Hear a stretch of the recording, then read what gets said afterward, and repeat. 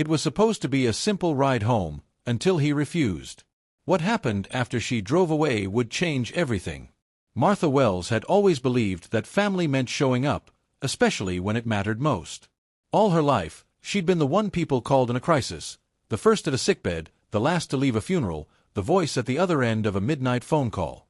It was a role she'd carried through every stage: wife, mother, daughter, friend. She had never imagined she'd be left waiting herself. On the morning of her hospital discharge, Martha woke early to the faint beeping of machines and the soft tread of nurses making their rounds. Her surgery, a minor procedure, the doctors insisted, but major enough to shake her confidence, had gone well. Now she sat propped in bed, a blue bag of personal items at her feet, her paperwork signed and folded, a set of borrowed hospital slippers on her feet. She dialed her son, Derek, just after breakfast. "They're discharging me at 10, she said, voice hopeful. "Can you pick me up?" There was a pause, a rustle of background noise. "I'm swamped, Mom. Can't you just take a cab?" "I'm sure you'll be fine," Derek replied, already sounding distracted. "I'll call later, okay?" The call ended. Martha stared at her phone, a knot forming in her chest. 10 o'clock arrived. A nurse helped Martha gather her belongings. "Your son on his way?" she asked, kind but hurried. Martha managed a smile. "He's busy. I'll manage." The nurse offered to call a taxi, but Martha hesitated. She didn't want to seem helpless, didn't want to make a fuss. "I'll try my neighbor Paula," she said, dialing another number. Paula didn't answer. Martha left a message and waited, sitting awkwardly in the discharge lounge as other patients were collected, some by husbands, some by daughters, others by friends with open arms. At 11, Martha stood and walked to the window. Below, she saw people hugging, laughing, carrying bags and flowers. She felt the ache of being invisible, even as hospital staff bustled past. Eventually, a volunteer approached. "Would you like me to call a ride for you?" Martha forced a polite thank you, but said, "No, I'll be fine. I just need a minute." Her car, an old sedan she rarely used these days, was parked in the hospital's long-term lot.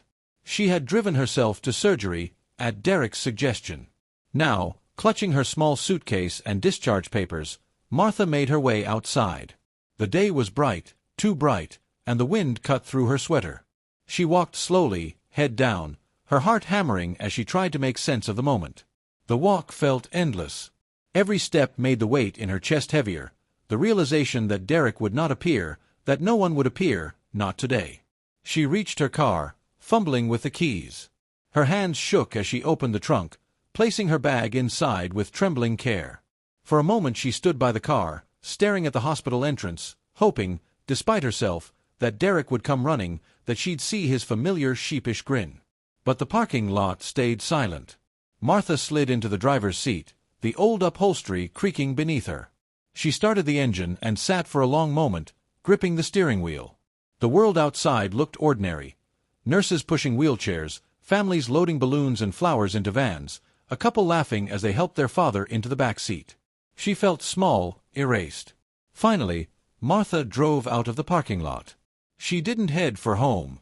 She didn't even decide on a destination at first. She simply kept driving, turning at random, letting the landscape roll by, strip malls, gas stations, fields just beginning to green for spring. The farther she went, the lighter she felt, as though she were sloughing off layers of disappointment and regret with each passing mile. After nearly an hour, Martha stopped at a roadside diner she'd never visited. She went inside, ordered coffee, and sat at a booth by the window, watching trucks thunder past on the highway. The waitress brought her a slice of apple pie and, noticing her hospital bracelet, asked, "Rough day?" Martha smiled, her voice quiet but clear. "Just a new one." She lingered, savoring the small kindness of a stranger, letting herself feel the shape of a world that did not revolve around anyone's expectations but her own. Martha finished her pie slowly, savoring each bite as if it were her first taste of independence in years. She watched families come and go through the diner's foggy glass, each reunion a bittersweet echo. The waitress, whose name tag read Jessie, offered a refill and a warm, sympathetic smile. "You just traveling through?" Jessie asked. Martha hesitated, then nodded. "Something like that. I just needed a change of scenery." By the time she left the diner, the day had warmed. Martha slid behind the wheel, exhaled a shaky breath, and pulled out her old road atlas from the glove box, a relic from before cell phones made everyone's world smaller. The map spread across her lap. Martha's finger traced a random route east, toward towns she hadn't visited in decades. She drove for hours, stopping in small towns she remembered from childhood vacations. In Miller's Grove, she wandered into a thrift store, browsing knickknacks and second-hand books. The shopkeeper greeted her with a wave, and Martha bought a faded paperback, Agatha Christie, one of her old favorites, and a porcelain cat for $1. She tucked the book in her purse and the cat on the dashboard, a silent companion. Lunch was a sandwich at a local park, surrounded by mothers with strollers, teenagers tossing frisbees, an elderly couple feeding ducks. Martha sat on a bench and let the sights and sounds seep into her. For the first time in days, she felt invisible in a good way. No one expected anything from her, and she could simply exist. Her phone buzzed in her purse, breaking the spell. She pulled it out, saw Derek's name on the screen, and let it go to voicemail. There was no apology in the message, just a quick, "Hope you got home okay, Mom. Let me know if you need anything." Martha didn't respond. She deleted the message and powered off the phone, tucking it deep into her bag. As the afternoon sun dipped lower, Martha stopped at a gas station. She checked her reflection in the restroom mirror, her face drawn, eyes tired but strangely bright. She washed her hands and face, letting the cold water revive her. Back at the car, she sat for a moment, tracing the map again. She realized she didn't want to go home. Not yet. Maybe not ever. She found a small motel by the highway, its neon vacancy sign flickering. The woman at the desk wore thick glasses and a welcoming smile. "We don't get many solo travelers these days. You passing through?" Martha paused, choosing her words. "I'm taking the long way home, I guess." Her room was simple, a double bed, a floral bedspread, a lamp with a crooked shade.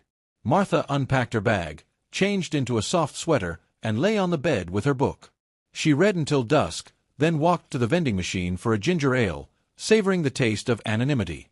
She slept deeply, the motel's hum of passing cars lulling her into dreams. For the first time in years, she woke with no plan, no obligations, and no one expecting her to be anywhere but where she chose. When dawn came, Martha made coffee in the small pot by the bathroom sink and sat by the window, watching the world wake up outside. She felt the ache of everything she'd left behind, but also a slow, tentative thrill. She could go anywhere. She could be anyone. The roads were open. Her past was behind her, if only for today.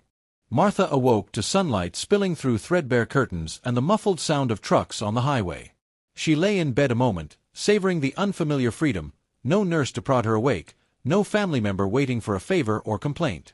The motel coffee was weak, but she drank it gratefully, gazing at her porcelain cat and the tattered Agatha Christie as if they were good luck charms. With her atlas spread across the table, Martha circled a few small towns she remembered only from childhood stories: Riverside, Willow Springs, and Harper's Junction. She chose a direction and packed her things, returning her key to the office with a polite nod. The clerk handed her a complimentary pastry in a paper bag. "Travel safe, Hon. Sun's on your side today." Martha thanked her, the small kindness settling warmly in her chest. Her first stop was Riverside, a town whose main street still bore hand-painted signs and an old-fashioned clock tower. Martha wandered into a cafe where she ordered scrambled eggs and listened to the comfortable hum of local gossip. She wrote a postcard to herself, a habit she'd started in her youth and revived now out of a desire to mark this day as real. "Still here, still moving," she wrote, and addressed it to her own home, unsure if she'd ever be there to find it in her mailbox. She visited a small antique shop next, drawn in by shelves of glass bottles and faded photographs. The owner, a woman her own age named Lucille, struck up conversation about the weather and the latest town events. They chatted about books, gardening, and small-town life. Martha bought a delicate silver locket, empty, for now, but full of possibility. Lucille wrapped it in tissue and wished her luck on whatever adventure you're chasing. Back in her car, Martha drove past open fields and crumbling barns. She passed kids on bikes, dogs chasing their tails, neighbors chatting on porch swings. Each scene made her think of the life she'd once built for her family, of Derek as a boy, of the years she spent rushing between obligations, never pausing to just exist. The ache in her chest was real, but it was joined now by a growing sense of possibility. In Willow Springs, Martha found a park by a slow-moving river. She sat on a bench beneath a canopy of willow branches, the water glinting in the afternoon sun. She watched a group of retirees play cards at a picnic table, their laughter easy and full. A golden retriever padded over and rested its head on her knee. Martha stroked its fur, smiling at its owner, a friendly woman named Diane. "You passing through?" Diane asked. "Maybe," Martha answered honestly. "Maybe I'm just starting something new." They talked for nearly an hour, about the best diners in the county, about family, about starting over at any age. Diane invited Martha to join her and her friends for cards, and though Martha declined this time, she promised to stop by if she was ever back in Willow Springs. As the sky deepened to gold, Martha returned to her car, her locket tucked safely in her pocket. She drove toward Harper's Junction, pulling into another small motel at dusk. Her room was plain but clean. She called the front desk for a dinner recommendation and walked to a diner where no one knew her name. She ordered meatloaf, read her book, and felt, for the first time in a long time, like a participant in her own life, not just an extra in someone else's story. Before bed, she wrote another postcard. "Today I was brave. Today I said yes to myself." She placed the card in her bag, set her phone to silent, and closed her eyes with a sense of anticipation for the next dawn, her own, on her own terms. Martha woke early, sunlight flickering on the motel's faded curtains. She stretched, feeling the soreness in her limbs, remnants of both her recent surgery and a lifetime of putting others' comfort first. After a quick shower, she pulled on her favorite cardigan, pinned the empty locket to the collar, and set out to explore Harper's Junction.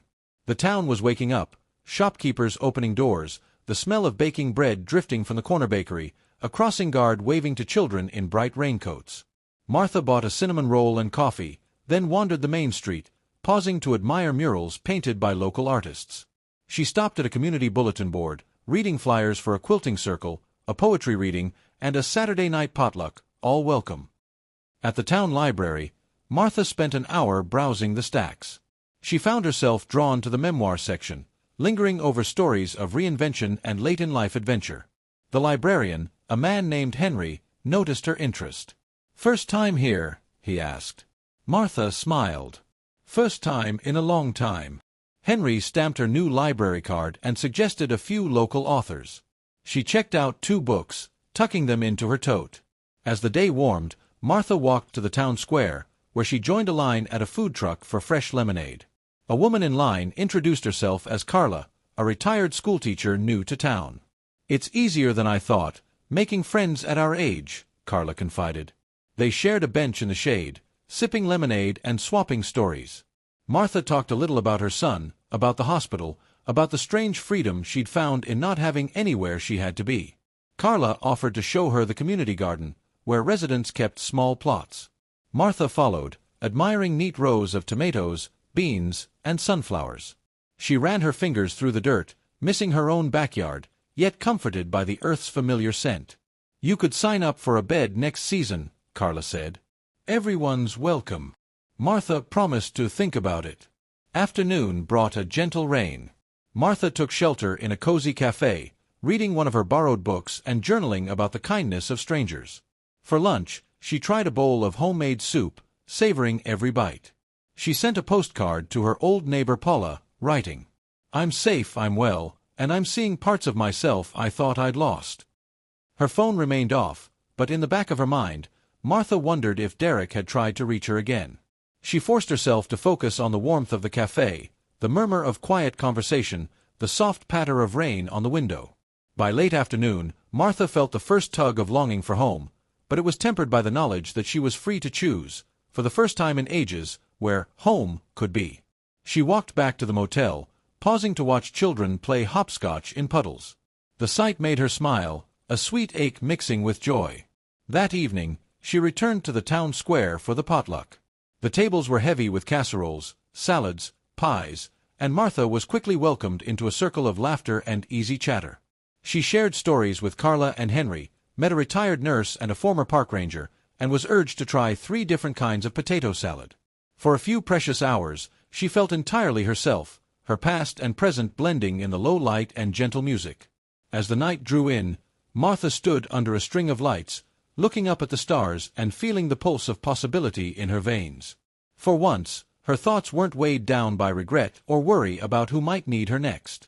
Back in her motel room, Martha slipped off her cardigan, set her new library books on the nightstand, and wrote in her journal. "Tonight I belonged to myself and to this world. I didn't need permission." She slept deeply, dreams filled not with what was lost, but with all that might still be found. Martha awoke to a sense of calm she hadn't felt in years. She sipped motel coffee, dressed in her softest slacks and a borrowed smile from the night before, and set out for another day in Harper's Junction. The sky was clear, promising warmth. She tucked her library books and empty locket into her tote, and headed to the community garden, drawn by the memory of sunflowers and fresh earth. Carla was already there, kneeling in the dirt. "Morning. Want to help water?" Martha nodded, accepting the battered metal watering can. As they worked, they chatted about favorite flowers, how fast beans could grow, and the satisfaction of watching something small take root and thrive. When they finished, Carla offered her a tomato, still warm from the vine. Martha bit into it, juice running down her chin, and laughed, truly laughed, for the first time since the hospital. After the garden, Martha walked to the thrift shop. Lucille, the owner, recognized her from before. "Back again. See anything you need?" "Not need," Martha answered. "But maybe something to remember this by." She bought a soft, well-worn scarf, the color of summer grass, and a mug painted with sunflowers.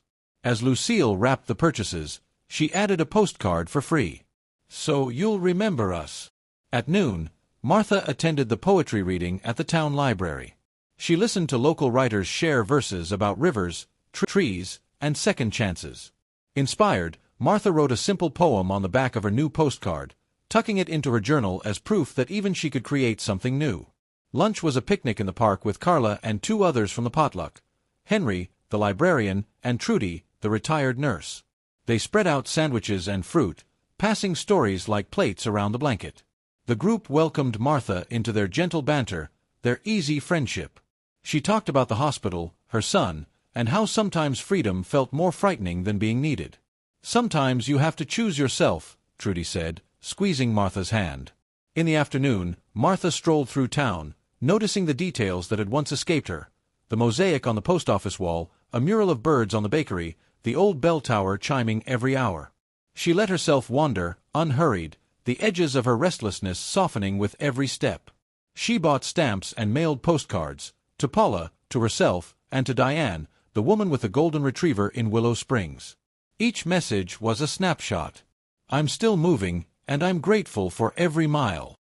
At sunset, she returned to the community garden and sat alone among the tall sunflowers, listening to the bees and watching the shadows grow.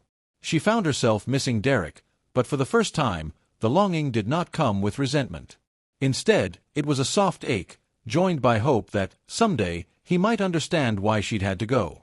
That night, in her motel room, Martha called Paula, her first call home since leaving the hospital. "I just needed to see what I could be, Paula," she confessed quietly. Her friend's answer was warm and certain. "You're brave, Martha. Be proud." Martha made tea, wrapped herself in her new scarf, and journaled late into the night. "Roots can travel. Home is what you claim, not what's given." She fell asleep with the window open, listening to crickets and the gentle stirrings of a world she was finally choosing for herself. The next morning, Martha lingered over breakfast at the cafe, watching the swirl of small-town life, waitresses trading gossip, a father tying his daughter's shoes, an old couple arguing cheerfully over crossword clues. Martha savored a blueberry muffin and the feeling of not having to be anywhere but here. She decided to spend the morning exploring the outskirts of Harper's Junction. Driving along winding country roads, she stopped at a farm stand for fresh peaches and homemade preserves. The farmer's wife, a weathered woman with twinkling eyes, insisted Martha take a jar of wildflower honey as a welcome gift. Martha accepted, promising to return before she left town. Back in town, she wandered into a local gallery, drawn by bright paintings in the window. She chatted with the artist, a man named Samuel, who painted scenes of familiar barns and winding rivers. They spoke about art and reinvention, about starting over, Samuel having returned to painting only after retirement. "Sometimes," he said, It's the things we do for ourselves that last the longest.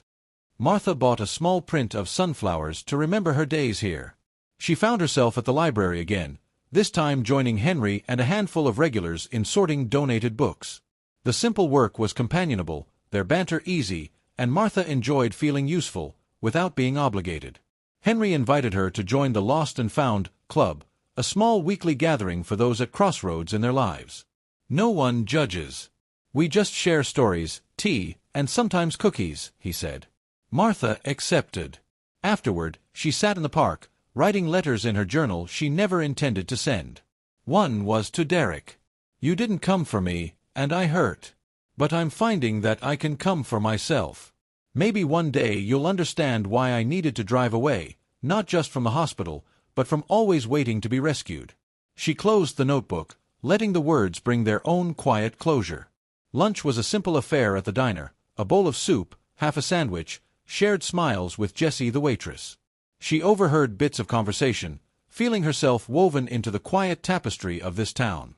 In the afternoon, Martha bought a bouquet of wildflowers from a vendor on the sidewalk and brought them to the community garden, placing them at the base of a new sunflower stalk.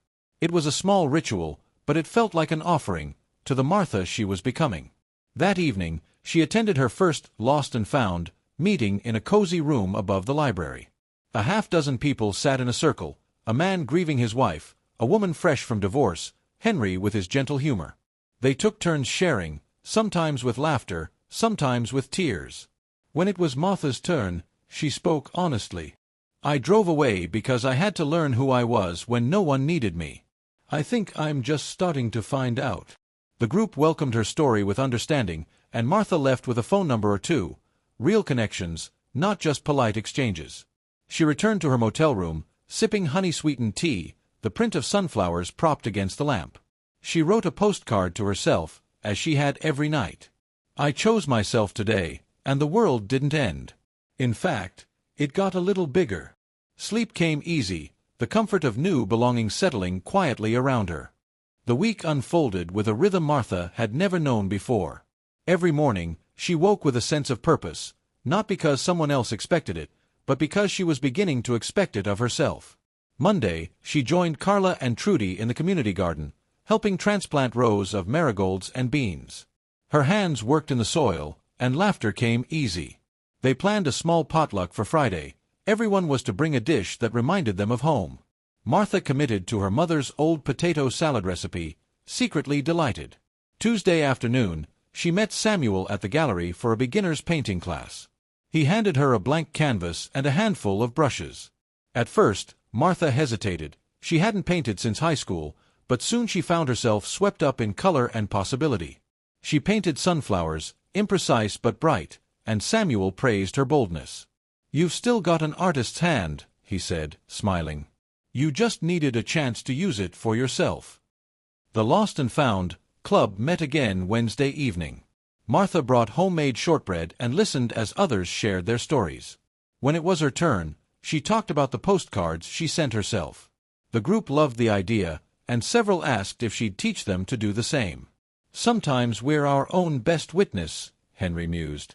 Martha agreed, her heart warm. Thursday was a festival day in town. Booths lined Main Street, live music spilled from open windows, and the air was full of promise. Martha wandered among the crowds, tasting fudge, admiring handmade crafts, even trying her hand at a ring-toss game, and winning a tiny stuffed bear for her dashboard collection. She ran into familiar faces, Jessie the waitress, Lucille from the thrift shop, and Carla, each greeting her with genuine joy. It struck Martha how quickly she'd woven herself into the life of this place. At the library, she picked up a stack of new mysteries and shared her favorite with Henry. He slipped her a recommendation in return, with a wink. "I think you'll like this heroine. She's stronger than she knows." On Friday, Martha made her potato salad, tucking the recipe card in her purse. The potluck was held under lanterns in the garden. There was music and stories, plates heaped high, and no one was left alone at the edge. Martha's dish was a hit. Several asked for the recipe. She laughed and promised to write it down for next time. As dusk fell, Martha looked around at her new friends, the garden blooming in the lantern light, and felt the fullness of a belonging she'd never known before. She slipped away for a moment, standing at the fence with her locket in her hand. For the first time, she considered filling it, with a lock of her own hair, or a pressed wildflower, something just for her. Back at her motel room, Martha wrote a final postcard for the week. "I am not waiting anymore. I am living." She fell asleep with the window open, listening to the gentle sounds of laughter from the town she'd come to call her own. Saturday morning arrived with clear skies and birdsong at the motel window. Martha brewed her coffee and sat at the little desk, staring at the postcards she'd written over the past week, snapshots of courage, tiny reminders that she had dared to change. She tucked them into her bag, feeling the comforting weight of proof. This life was hers, and she was living it on her own terms.